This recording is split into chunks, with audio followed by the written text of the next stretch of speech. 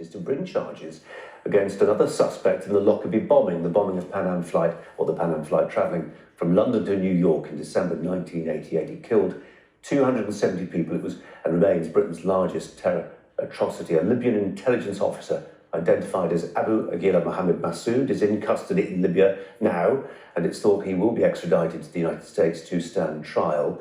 Another Libyan intelligence officer, Abdul Majid Megrahi, is the only person convicted of the attack. He has since died in Libya. Let's go live to Edinburgh, where we can talk and speak to Abdul Majid Megrahi's family lawyer, Hama Anwar. Welcome to you. This, I think I'm right in saying, the third appeal against conviction. Why might this one work where the others failed? Good afternoon. Yes, well, we have mounted an extremely robust appeal. On the last occasion, Abdul Majid Megrahi was pressurised to drop his appeal. We understood he was pressurised by those within the British government as well as the Libyan authorities to drop that appeal. It was a very strong appeal on the last occasion. There has always been a huge cloud of doubt over this conviction, and of course the Megrahi family, who have instructed this appeal, have always blamed the British government and the American government, saying that they incriminated an innocent man, accused him of a crime that he did not commit, the worst terrorist atrocity to take place on UK soil, and convicted an innocent man, but also punished the Libyan people for a crime they did not commit.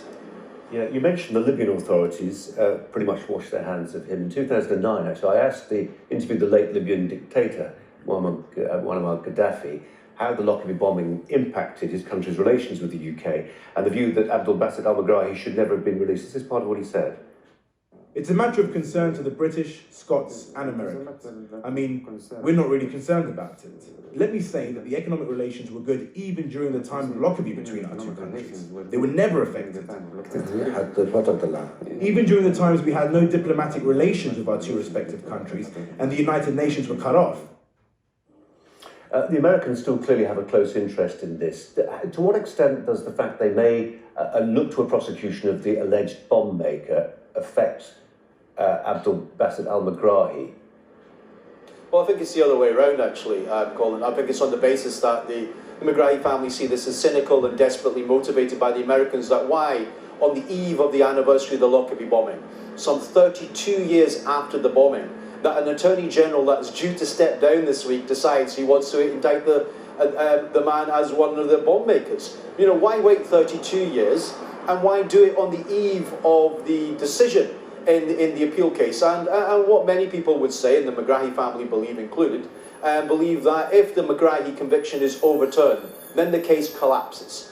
Libya has always been, as far as the people of Libya are concerned, and as far as the Megrahi family are concerned, is that they've been falsely accused of this crime, and that the finger of blame has for a very long time been pointed in the direction of Iran, having carried out a revenge attack for the downing of an airliner that killed several hundred Iranians by the USS Vincent some 6 months before the Lockerbie attack, and the Syrian-Palestinian group being held as responsible. A whole number of documents have been recovered, which have been publicly aired within the media. There have been documents recovered by our defence team. We believe we have a robust appeal, and of course we doubt the motivations of the American authorities, and it really does come down to the question. This Attorney General, William Barr, who steps down this week after falling out with the President Trump, actually framed the charges against Megrahi in 1991. What exactly has he been doing? And why do it only a few days before the anniversary?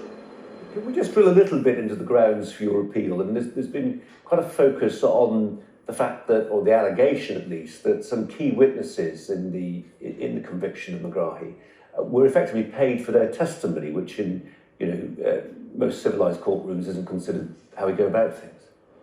Absolutely. There's huge question marks over the witness and the evidence of a Tony Gauci, where it was not disclosed to the defence that it's estimated some $3 million exchanged hands for allowing him or telling him that there would be a reward in order that he came and gave testimony to the court. This was not disclosed to the defence, and if one can imagine, if one removes, the numbers of deaths, the notoriety around the question of Lockerbie, and just regarded an ordinary criminal trial, and if the defence were not to be told that the police in this country had, let's say, for instance, or the intelligence services had offered a witness in a murder trial some several £1 million to give evidence, I suspect the trial would be thrown out.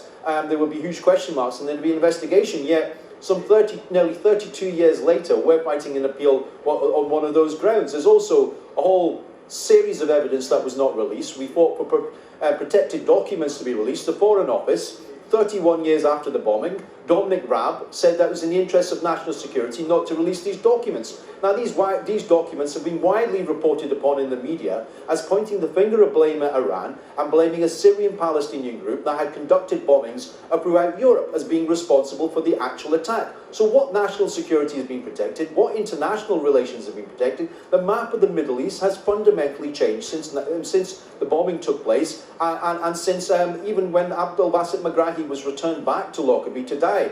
And, you know, we talk about 270 victims. There are also British victims' family members.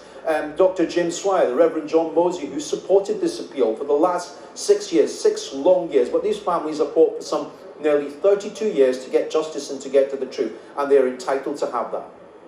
All right, well, good to talk to you. Appreciate your time. Thanks a lot.